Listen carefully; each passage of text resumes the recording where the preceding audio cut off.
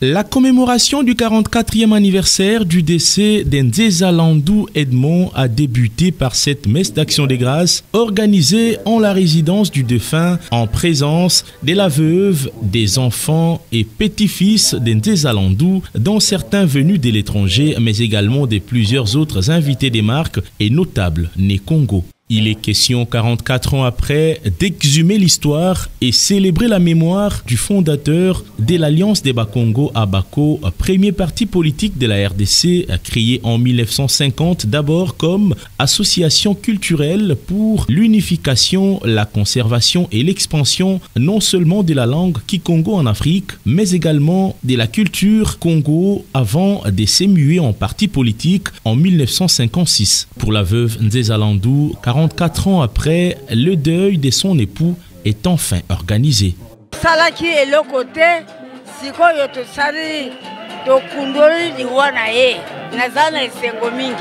Nzeza Landou fut donc un modèle de courage dans la recherche de l'émancipation politique des Congolais et sa vision doit être pérennisée, pense Martin Fayulu Madidi, président de l'ECID, et le ministre des Droits humains Albert Fabrice Puela. Nzeza Landou pour moi représente beaucoup. Il m'a inspiré que dans les écoles qu'on enseigne, qu'on nous dise qui était Nzeza Landou, qu'est-ce qu'il a fait, qu'est-ce qu'il a fait avec les Kasavubu et autres. Et comment nous sommes arrivés à avoir l'indépendance.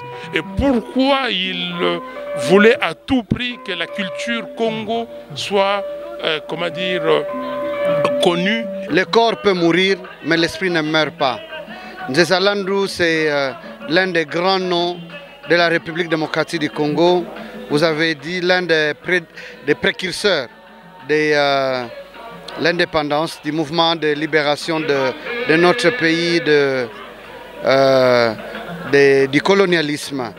Et nous avons vu à quel point ces jeunes, ils étaient tout jeunes, ont pu impulser ces mouvements qui a mené à la libération du pays.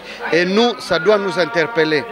Pour Anatole Matussila, actuel président national de la Bako, Edmond Nzeza Landou est un héros oublié. L'heure est donc arrivée de refaire l'histoire du Congo, a-t-il martelé. Nzeza Landou, c'est, comme nous disons, un héros oublié. C'est celui qui a œuvré pour l'indépendance culturelle et politique de notre pays. Quand vous ne savez pas où vous allez, regardez au moins d'où vous venez. Et puisez au moins de bons exemples pour essayer de forger la voie et avancer, c'est tout. Donc c'est un exemple, nous devons regarder la vie de Nzeza Landou, qui fut un modèle, puiser de bons exemples, puiser de stratégies qui peuvent nous aider à avancer. Pour pérenniser la mémoire d'Nzeza Landou Edmond, sa famille annonce par ailleurs le lancement dans un futur proche de la fondation Nzeza Landou, lui qui fut d'ailleurs un grand homme d'affaires. La cérémonie s'est donc déroulée dans une atmosphère de fête sous l'agrémentation des groupes folkloriques du Congo central. Non, quand vous ne savez